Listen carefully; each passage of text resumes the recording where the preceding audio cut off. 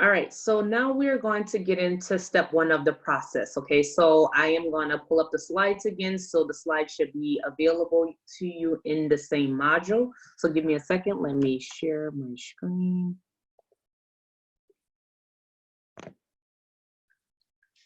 All right, so you're here and you're on the cost of production report. So using this information, we're going to try to understand what did this particular department have to account for. So we're saying, what did the mixing department in the month of July, what did they touch? What came into their department? What did they touch, so forth and so on, okay? So step one of the process, remember, make sure you download this part from the demonstration, the worksheet. So step one is to determine the units to be assigned. All right, so a unit could be any measure of completed production, such as a ton, a gallon, pounds, barrels, or cases. So for us, our example is a Frozen Delight. You can substitute that with Haagen-Dazs or anything you can think of, any ice cream. So for Frozen Delight, a unit is a gallon of ice cream. So we're trying to figure out, hey, what did we touch in the month of July? Okay, so step one of the process is to figure that out. So based on our information, it says that the working process beginning, so if I had to pull this up again, my working process beginning, it tells us that, here it is, inventory, if I can get this right. All right, so inventory in process, which means work in process, as of July 1st is 5,000 gallons, okay? So in the very first one, we're going to click in here and put 5,000 units, okay? So that is what we started off with at the very beginning of July. Now remember, these are items that came over from the prior period, right? They didn't finish these 5,000 gallons, so they're going to become the work in process beginning for us. So remember, first in, first out. Because they didn't finish it last period, we're going to finish it in the current period. All right, so then the next one, it says what we started during the current period. So only in July, what did we start? So it tells us here that the direct material cost for July is 60,000 gallons. So this looks like it represents what we started here, what we started in the month of July, okay? So then if we are moving on to the next slide, the next part, that's what we will put here. And if you follow along with your, the numbers next to each of here, this is what I'm trying to say, 1 + 2 = 3. So 5,000 work in process, those gallons, 5,000 gallons plus the 60,000 gallons that we started in July equals a total of 65,000.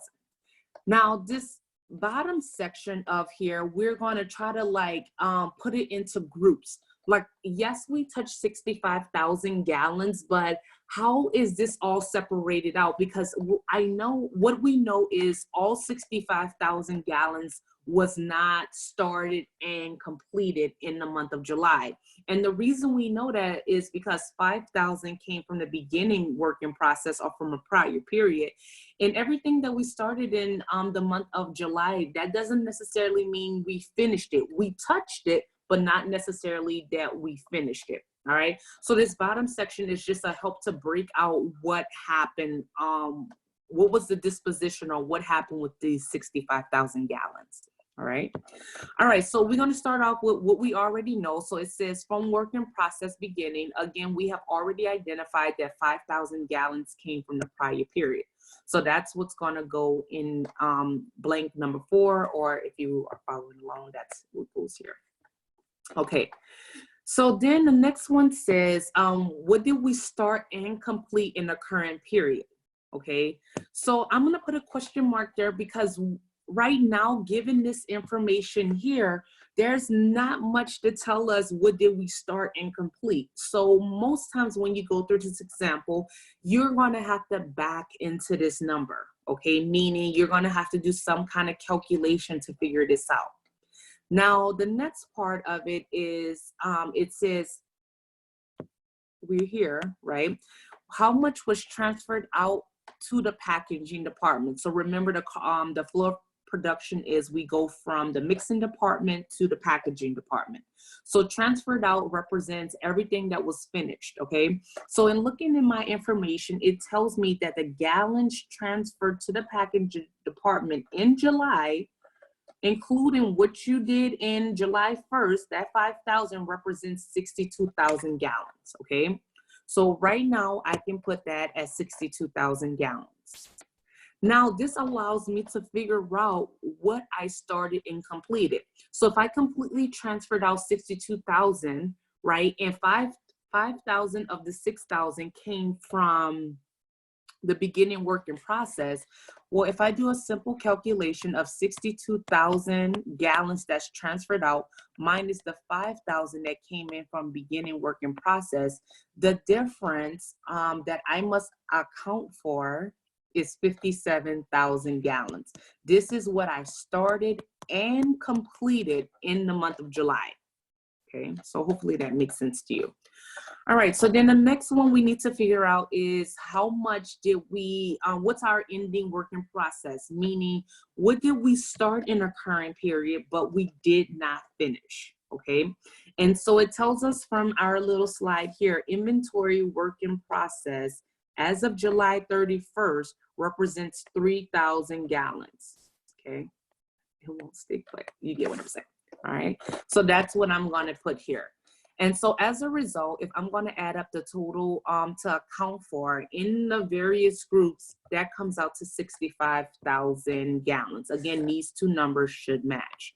And so the way I come up with that is I'm going to add my 62,000 plus the 3,000 that I did not finish. So this is all that I have accounted for. Again, this represents the various groups now. Okay, so now we're going to move on into looking at equivalent units. Okay, so here's my visual representation. Remember, go through the slides and see if you can kind of work through this part so far. Okay, so now with that, we're going to start in video in the next module or the next step number 2. We're going to compute what the equivalent units of production is.